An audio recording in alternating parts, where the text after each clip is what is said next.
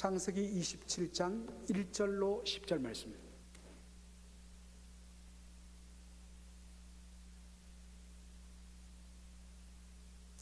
우리 1절로 10절을 교독하시고 10절은 한 목소리로 읽도록 하겠습니다.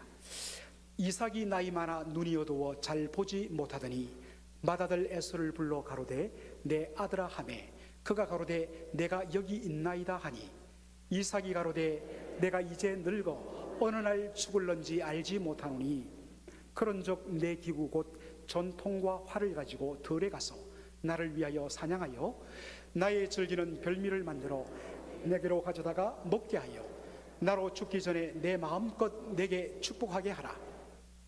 이삭이 그 아들 에서에게 말할 때에 리브가가 들었더니 에서가 사냥하여 오려고 들로 나가매 리브가가 그 아들 야곱에게 일러 가로되 내 부친이 내 형 에서에게 말씀하시는 것을 내가 들으니 이러시기를 나를 위하여 사냥하여 가져다가 별미를 만들어 나로 먹게 하여 죽기 전에 여호와 앞에서 내게 축복하게 하라 하셨으니 그런즉 내 아들아 내 말을 조차 내가 내게 명하는 대로 염소떼에 가서 거기서 염소의 좋은 새끼를 내게로 가져오면 내가 그것으로 네 부친을 위하여 그 즐기시는 별미를 만들리니. 다 같이요.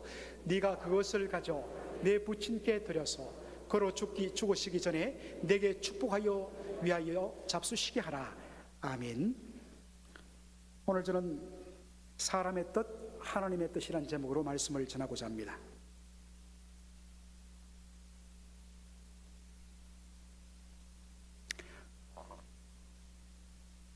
여러분 아시다시피 저는 네 딸의 아빠입니다. 종종 성도들이 저에게 묻습니다. 목사님, 네 딸 중에 솔직히 말씀해 주세요. 제일 예쁜 딸이 누구예요? 라고 묻습니다. 그러면 저의 대답은 언제나 동일합니다. 다 예쁩니다. 여러분들 어떻습니까? 여러분들 자녀가 한 명, 두 명 혹은 그 이상 자녀가 계신 분들, 그 자녀가요 부모들 마음속에 더 와닿는 자녀가 꼭 있습니다. 그렇지만 이것을 드러냈다간 큰일이 되기 때문에 말을 해서는 안 되지요. 그런데 오늘 성경을 보면 아주 이상한 한 부부를 만나게 됩니다. 이 부부는 아예 조금 대놓고 그렇게 편애를 하는 것을 보게 됩니다. 바로 야곱과 리브가 부부입니다. 자, 창세기 25장 27절로 28절 보시면요, 그 아이들이 에서와 야곱 아이들이 장성함에 에서는 익숙한 사냥꾼으로 덜 사람이 되고 야곱은 종용한 사람인고로 장막에 거하니 이삭은 에서의 사냥 고기를 좋아하므로 그를 사랑하고 리브가는 야곱을 사랑하였더라. 이렇게 아빠 엄마가 딱 나눠줍니다. 아버지 이삭은 아주 사나이다운 기질을 가진 큰아들 에서를 좋아합니다. 반면에 어머니 리브가는 늘 조용하게 장막에서 엄마와 이런저런 이야기도 나눠주고 부엌일도 거들어주는 이 둘째 아들 에서가 그렇게 마음이 들었습니다. 시간이 한참 흘러서 이제 이삭이 나이 많아 정말 언제 주님 앞에 부를지 모르는 때가 되었습니다. 어느 날 이삭이 큰아들 에서를 부릅니다. 아들아, 내가 늙어서 이제 언제 죽을지 모른다. 그러니 내가 죽기 전에 네가 나가서 잡은 사냥감으로 만든 별미를 먹고 싶구나. 그 별미를 먹고서 내가 너에게 마음껏 축복하겠다. 그래서 지금 에서가 활을 들고 들판으로 나갔습니다. 여러분들, 이삭이 에서에게 축복하려 했던 내용이 무엇일까요? 그 내용이 창세기 27장 29절에 나옵니다. 네가 형제들의 주가 되고 내 어미의 아들들이 너에게 굴복하며, 이렇게 되어 있습니다. 사랑하는 성도 여러분, 아버지가 자기의 자식을 축복하는 것, 이건 너무나 자연스러운 일입니다. 그리고 고대 세계는 모든 것이 장자 중심이었습니다. 그래서 장자는 동생들 위해 군림하게 되었습니다. 그리고 장자는 상속자가 되는 것이 정상입니다. 바로 이러한 의미에서 그 당시 법도를 따라서 이삭이 그의 장자 에서에게 이렇게 축복하려 했던 것 문제될 것 없습니다. 그러면 뭐가 문제가 되는가? 뭐가 문제가 되는가? 바로 이삭의 축복의 내용이 하나님의 말씀과 정면으로 배치된다는 사실입니다. 여러분 아시다시피 이삭과 리브가가 이삭의 나이 40세에 결혼을 했습니다. 늦장가를 갔지요. 그런데 이 아이가 너무너무나 귀한 집안인데 이 부부 사이에서 아이가 생기지 않는 것입니다. 자그마치 이삭의 나이 60이 되도록, 결혼한 지 20년이 되도록 아이가 생기질 않아요. 그래서 다급한 마음에 그때부터 하나님 앞에 엎드려 기도합니다. 그랬더니 하나님께서 응답하여 주시고 리브가의 태중에 하나가 아닌 쌍태를 주십니다. 그래서 쌍둥이가 임신이 됩니다. 그런데 배가 점점 불러오는데 엄마가 느끼기에 단순한 발길질이 아니라 이 두 쌍둥이가 엄마의 뱃속에서 서로 다툰다는 느낌이 들었습니다. 너무나 기이해서 하나님, 이것이 어찌 된 일입니까? 라고 여쭤봤더니 하나님이 말씀을 주셨습니다. 창세기 25장 23절에 그것이 나오죠. 여호와께서 그에게 이르시되 두 국민이 너의 태중에 있구나. 두 민족이 너의 복중에서부터 나누이리라. 이 족속이 저 족속보다 강했고 큰 자는, 큰 아들은 어린 자 동생을 섬기리라. 여러분, 큰 자가 어린 자를 섬기리란 말은 동생이 형을 대신해서 상속자가 된다는 뜻입니다. 이것이 하나님께서 바로 리브가와 이삭에게 주신 약속의 말씀이었어요. 이 사실을 이삭이 분명히 알았습니다. 그런데 지금 어떻습니까? 이삭은 딴소리를 하는 겁니다. 하나님의 뜻과 반대로 지금 축복하겠다는 것입니다. 여러분, 이삭이 왜 이래 됐을까요? 어떤 분들은 이렇게 이야기할지도 몰라요. 이삭이 지금 나이가 거의 100살이 되었는데 100살 정도 되다 보니까 기억력도 가물가물해지고, 그래서 이 어른이 깜빡하고 지금 잘못 생각한 것 같다고, 기억력의 문제로 그렇게 생각하기 쉽습니다. 그런데 창세기 27장 1절 보면 힌트가 나옵니다. 다 같이 읽어볼까요? 이삭이 나이가 많아 눈이 어두워 잘 보지 못하더니, 아니 목사님, 나이가 100세라면서요 100세 된 어른이 눈이 어두워 잘 보지 못하는 것 정상 아닙니까? 여러분들, 지극히 정상적인 일을 왜 성경이 기록했을까요? 나이가 많아서 힘이 빠지고 나이가 많아서 눈이 잘 보이지 않는 것이 당연한 이치인데 왜 기록할 필요가 없는 이 이야기를 기록해 놓았을까요? 성경에서 특별히 사람의 눈을 언급할 때는 단순히 우리의 이 physical eyes, 육신의 눈뿐 아니라 바로 그 속에 spiritual eyes, 영 안의 상태를 그렇게 묘사하기 위해서 육신의 눈의 상태를 종종 언급합니다. 자, 신명기 34장 7절을 우리 한번 볼까요? 다 같이 읽겠습니다. 모세의 죽을 때에 나이 120세나 그 눈이 흐리지 아니하였고 기력이 쇠하지 아니하였더라. 정말 우리 어르신들이 제일 부러워하는 모습 아닙니까? 이왕 이 땅에 사는 것, 오래 사는 것도 중요하지만 어떻게 사는가, 정말 주님께서 부르시는 그날까지 기력이 쇠하지 않고 정신 온전하고, 요즘 어르신들이 제일 염려하는 것이 치매지 않습니까? 정신줄 놔버리는 것 때문에 다들 염려하세요. 그리고 눈이 흐려지지 않고 건강하게 하루의 삶을 마치고 그날 밤 주님이 오라실 때 고통 없이 호련히 하늘로 올라가는 것, 여러분 최고의 복이 아니겠습니까? 제가 주의 이름으로 감히 축복을 합니다. 우리 모든 교회 어르신들에게 이와 같은 은혜가 임하기를 주의 이름으로 축원합니다. 아멘 하는 분은 어쩐 일입니까?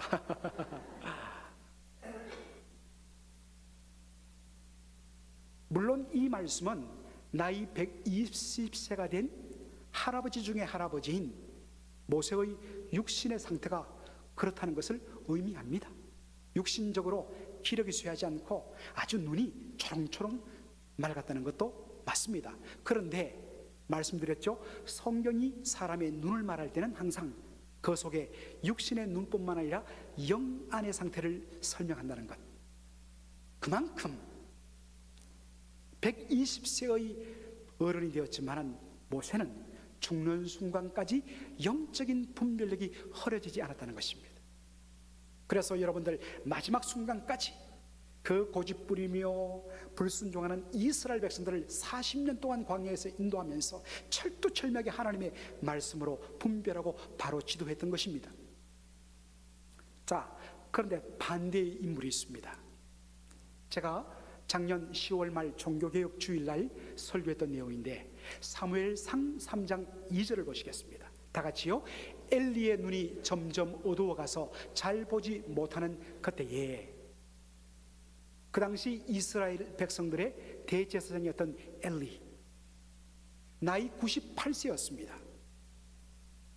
아까도 말씀드렸지만 나이 98세라면 눈이 점점 어두워가는 건 당연한 것이지요.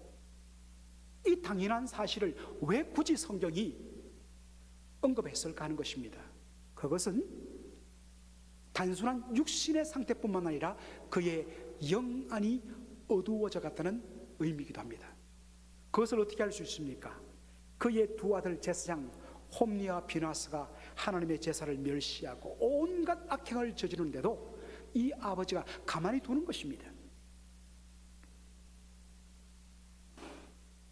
사랑하는 성도 여러분, 이삭이 왜 하나님의 말씀과 반대로 그의 장자 맏아들 에서에게 축복하려 했을까요? 바로 그의 영안이 어두웠기 때문입니다. 사랑하는 성도 여러분, 영안이 어두워지면 하나님의 뜻에 초점을 맞추지 않습니다. 영안이 어두워지면 그것이 내 뜻과 맞는지 거기에 우선순위를 둡니다. 이것이 얼마나 하나님을 기쁘시게 할까? 거기에 초점을 맞추지 않습니다. 이것이 얼마나 나를 기쁘게 할까? 나를 행복할까? 거기에 맞춥니다. 그리고 영안이 어두워지면 육신의 욕망과 자신의 주관적인 취향에 따라서 결정을 합니다. 이것은 나이가 많고 적음의 문제가 아니에요. 영안의 문제입니다. 사랑하는 성도 여러분, 혹시 이것이 지금 우리 성도님들의 모습이 아닌지 살펴볼 필요가 있습니다. 정말 은혜 받고 성령 충만하고 늘 그 심령이 주를 향할 때에 예전에는 언제나 항상 먼저 하나님의 뜻이 뭔가, 그래서 하나님 뜻 알기 위해서 하나님 말씀을 묵상하고 하나님 앞에 기도하고, 또 목회자나 오랜 신앙생활을 하는 성도들에게 하나님의 뜻을 한번 확인해 보려고 분별하며 그렇게 몸부림을 쳤습니다. 예전에는 내게 조금 손해가 될지라도 이것이 하나님께 영광이 되고 하나님이 기뻐하시는 일이라면 기꺼이 손해를 감수하고라도 그렇게 헌신했고, 그러고도 내 마음속에 기쁨과 행복이 넘쳤습니다. 그런데 어느 순간부터 하나님은 뒤로 젖혀지고 내 기쁨, 내 뜻, 내 욕망이 점차 앞으로 나가는 삶입니다. 하나님의 뜻과 내 생각이 부딪히면 예전에는 기꺼이 내려놓고 항복하고 주님 뜻 이루어 주옵소서라고 이야기했는데, 어느 순간부터 하나님의 뜻과 내 뜻이 부딪히면 과감하게 하나님의 뜻을 젖혀버리고 내 뜻을 불쑥 내버리는 우리의 삶이 되어버렸습니다. 사랑하는 성도 여러분, 이것이 현재 여러분의 모습이라면 성경은 이야기합니다. 눈이 점점 어두워져가며 영안이 어두워졌다는 것입니다. 어떻게 해야 될까요? 주님 앞에 기도해야 합니다. 엎드려야 됩니다. 다윗이 시편 119편 108편에 18절에 주여 내 눈을 열어 주의 법에 기이한 것을 보게 하여 주옵소서. 내 눈을 열어 주옵소서. 에베소서 1장 18절에 우리의 마음의 눈을 여사 우리의 마음의 눈을 밝히사 우리를 향한 주의 그 영광스러운 소망을 보게 하여 주옵소서. 정말 이러한 몸부림이 있어야 됩니다. 날마다 주여 내 눈을 열어주셔서 주의 뜻 보게 하여 주시고 깨닫게 하여 주시고 순종케 하여 주옵소서. 기도하지 않으면, 몸부림치지 않으면 우리의 영안은 흐려지고 어두워져가고 어느 순간에 내가 모든 것의 중심이 되어버리는 주객 전도가 일어난다는 것입니다.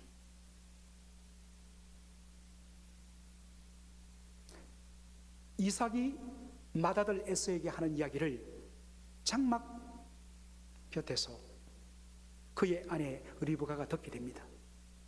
그래서 어떡합니까? 자기가 사랑하는 둘째 아들 야곱을 부릅니다. 야곱아, 이리 와라. 지금 네 아버지가 이 어른이 정신이 왔다 갔다 해서 지금 엉뚱한 소리 한다. 큰일 났다. 이러면 하나님의 뜻이 어떻게 되느냐? 너 빨리 가서 염소 새끼 한 마리 가져와라. 내가 그것을 가지고 네 아버지 좋아하는 양념 2배로 듬뿍 쳐갖고 내가 멋있는 별미 만들어 줄 테니까 너 형처럼 딱 위장하고, 그리고 가서 형이 받아야 할 축복을 네가 대신 다 받아라. 이렇게 해갖고 일이 생기는 겁니다. 성도 여러분, 왜 리브가가 이렇게 행동했을까? 분명 젊은 시절에 하나님으로부터 말씀을 받았거든요. 이 믿음의 가정에 언약을 상속할 상속자는 둘째 아들 야곱이다. 이것이 하나님의 뜻이었어요. 그런데 이 하나님의 뜻을 분명히 듣고서도 남편 이삭의 영안이 흐려져서 지금 엉뚱한 소리를 하고 큰아들을 축복하려 한다는 것입니다. 이대로 가면 둘째 아들이 언약을 상속할 상속가 되어야 된다는 하나님의 말씀이 이루어질 수가 없거든요. 큰일 났습니다. 하나님의 말씀이 이루어지지 않으면 하나님의 영광이 가려진다는 것입니다. 그래서 내린 결정이 무엇입니까? 속였으라도 이 축복을 야곱이 받도록 하자. 그래야 하나님의 말씀이 이루어진다. 성도 여러분, 리브가가 속임수를 동원해서라도 야곱이 축복을 받도록 하려고 했던 근본 원인은 어디에 있을까요? 그것은 이 고대 성도들의 마음속에 족장이나 아버지에게 하나님이 특별한 축복의 권세를 주셔서 족장이나 아버지가 축복하거나 저주하는 것은 그대로 이루어진다는 그러한 믿음이 자리 잡고 있었기 때문입니다. 그 대표적인 예가 어디 있습니까? 성경에 노아가 있죠. 이 어르신이 기분이 너무 좋아갖고 한두 잔만 해야 되는데 막 한 잔이 두 잔이 되고 해서 포도주를 얼마나 많이 마셨던지 열이 확 오르니까 더우니까 옷을 홀딱 벗고 그냥 주무시는 거예요. 이것을 아들 함이 봤습니다. 세 아들 중에 함이라는 아들이 보고서 그만 밖에 나와서 우리 아버지 옷 홀딱 벗고 잔다고 온 동네 방네 소문을 떠벌리는 것입니다. 그 이야기를 듣자마자 다른 두 아들 셈과 야벳이 아버지의 하체를 보는 것이 민망해서 얼굴을 돌리고 뒷걸음질 쳐서 옷을 가지고 아버지의 벌거벗은 하체를 덮어드립니다. 나중에 술이 깬 노아가 어떻게 합니까? 아버지의 이 허물을 떠벌린 함을 저주합니다. 그리고 아버지의 허물을 감싸준 셈과 야벳을 축복하죠. 그리고 그것이 그대로 성취됩니다.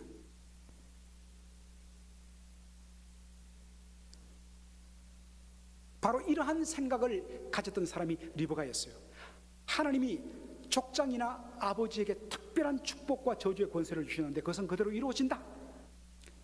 그러니까 지금 이삭이 에서에게 하는 축복, 이것은 이루어질 수밖에 없기 때문에 속여서라도 이 축복을 야곱이 받게 하자 하는 생각을 가졌던 것입니다. 여러분, 이것을 어떻게 볼까요? 어떤 분들은 지금도 목사님이 축복해 주시면 그것이 그대로 이루어지고 목사님이 저주하면 그것이 그대로 이루어진다, 이렇게 생각하는 성도들도 많으세요. 여러분, 중요한 것은요, 왜 하나님께서 그 족장과 아버지의 축복과 저주 그대로 이루게 하셨는가? 이유입니다.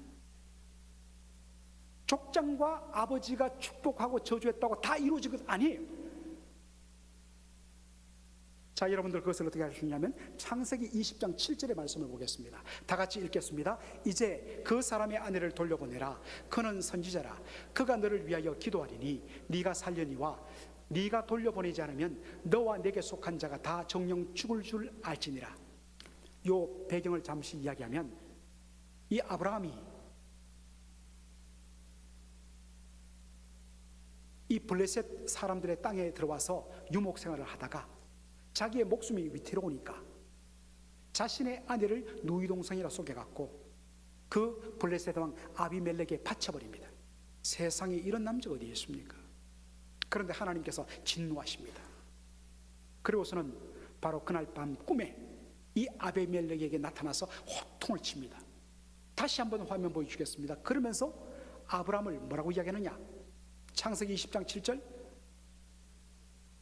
자, 화면 창세기 20장 7절. 그는 선지자라. He is a prophet. 그는 선지자라고 이야기합니다. 여러분들, 선지자가 뭡니까? 선지자는 하나님의 말씀을 받아갖고 하나님의 말씀을 있는 그대로 백성에게 선포하는 사람이 선지자입니다. 자, 그런데 하나님께서 아브라함을 선지자라고 그래요. 나중에는 선지자가 있고 제사장이 있고 이런 직분의 구별이 있었지만 이 족장시대 초창기에는 바로 족장이 왕의 역할도 하고 제사장의 역할도 하고 선지자의 역할도 했던 것입니다. 하나님이 말씀하십니다. 아브라함 그는 선지자라. 여러분, 선지자가 뭐라고 그랬습니까? 선지자는 하나님께로부터 말씀을 받아서 그대로 전하는 사람이에요. 선지자가 하나님의 말씀을 받아서 전하는 것을 예언이라고 이야기하죠. 우리는 예언하면 한자로 미리 예자를 써서 미래에 일어날 일을 미리 말하는 것으로 생각이 쉽습니다. 그러나 그것은 잘못된 번역이에요. 이때 예자란 것은 바로 잡을 예자 혹은 맡길 예자입니다. 하나님께서 맡기신 말씀을 맡은 그대로 전하는 것이 뭐예요? 선지자요, 그가 전하는 말씀이 바로 예언의 말씀이에요. 선지자는 하나님께서 맡기신 말씀을 가감없이 자기의 뜻 쓰지 않고 있는 그대로 전해야 됩니다. 만일에 선지자가 하나님의 말씀을 받았지만 자신의 생각을 섞어서 엉터리로 하나님의 말씀이라고 해서 전한다면 여러분, 그 하나님의 말씀이 이루어질까요? 안 이루어질까요? 절대로 이루어지지 않습니다. 이름만 하나님의 말씀일 뿐이지 하나님의 말씀이 아니기 때문에 효력이 발생하지 않습니다. 제가 서부에서 목회할 때에 어떤 성도님이 자기 친구 이야기를 하면서 상담을 하더라고요. 목사님, 제 친구가 다른 교회 다니는데 그 교회에 너무너무 심각한 문제가 있어서 교회를 떠나려고 했더니 목사님이 나를 버리고 이 교회를 떠나면 저주를 받는다고 그렇게 선포했다고. 제가 그랬습니다. 당장 떠나라고. 그런 일 없다고. 아까도 말했지요. 어떤 사람의 말 자체가 권세가 있는 것 아니에요. 그것이 하나님의 뜻에 일치하면 이루어지지만 아무리 그것이 누가 말했던 하나님의 말이라고 말씀이라고 이름을 붙였더라도 하나님의 말씀과 하나님의 뜻과 반대되면 이루어지지 않습니다. 그러므로 두려워하지 말고 더군다나 그런 교회는 떠나십시오 이야기했습니다. 그런 분들은 꼭 우리 교회에 오시기 바랍니다. 네. 여러분, 이 사실에 비추어서 이삭의 축복을 살펴봐야 됩니다. 아까도 말했지만 족장으로서 이삭은 제사장의 역할, 선지자의 역할을 감당했던 사람입니다. 그런데 그가 선지자로서 지금 그가 선포하려는 축복하려는 축복의 내용이 어떻습니까? 하나님의 뜻과 정면으로 반대됩니다. 그랬을 때 아무리 여호와 하나님의 이름으로 축복한다 할지라도 그 이루어지지 않습니다. 왜요? 하나님의 뜻과 어긋나기 때문입니다. 하나님의 뜻은 야곱이, 둘째 아들 야곱이 상속자가 되는 데 있습니다. 하나님의 뜻은 반드시 그 뜻대로 이루어집니다. 이 사실을 리브가가 바르게 분별했다면 속여서라도 내가 하나님의 뜻을 이루겠다, 이런 생각 하지 않았을 것입니다. 어떤 의미에서는 리브가도 바로 영안이 허려진 것입니다. 여러분, 이 사건이 주는 영적인 교훈과 도전이 무엇입니까? 아무리 동기가 선하더라도 교회 안에서, 그리고 성도의 삶에서 그 동기가 순수하고 그 동기가 하나님을 기쁘시게 하고 하나님의 영광이라는 동기가, 목적이 서 있더라도 그 과정과 방법이 하나님의 뜻에 합당치 않으면 주님의 영광을 가린다는 사실입니다. 동기뿐만 아니라 과정과 방법도 하나님의 뜻에 일치해야 한다는 것입니다. 또 하나의 말씀의 교훈과 도전은 무엇입니까? 말씀에 대한 바른 영적 분별력이 얼마나 중요한가 하는 것입니다. 에서도 리브가도 영안이 흐려져 갖고 말씀의 분별력을 상실해 버리니까 이렇게 엉뚱한 일이 일어나게 된다는 것입니다. 여러분, 하나님의 약속의 말씀을 붙드는 사람들은 내 눈앞의 상황이 하나님이 약속하신 그 말씀과 반대로 좀 펼친다 할지라도 두려워할 거 없습니다. 오직 하나님의 말씀만이 실상이기 때문입니다. 반드시 주님은 주님의 뜻을 이루고야 마시는 하나님이십니다. 그런데 문제는 우리가 너무나 나의 때, 그리고 나의 방법으로 하나님의 뜻을 이루려는 초급한 마음이 발동하다 보니까 하나님보다 내가 먼저 앞서가는 것입니다. 하나님보다 내가 앞서가면 반드시 망하게 되어 있고요, 반드시 돌게 되어 있습니다. 그것을 어떻게 알 수 있습니까? 나중에 이 일을 알고서 형이 에스가 동생을 가만두지 않겠다고 흥분합니다. 그때 어머니 리브가가 잠시 이 상황을 모면하기 위해서 야곱을 자신의 오라비, 저 친정 라반이 있는 곳으로 보냅니다. 며칠만 있으면 분이 가라앉을 것이고 돌아오리라 생각하죠? 어떻게 되었습니까? 며칠이라고 생각했던 것이 20년이 되었습니다.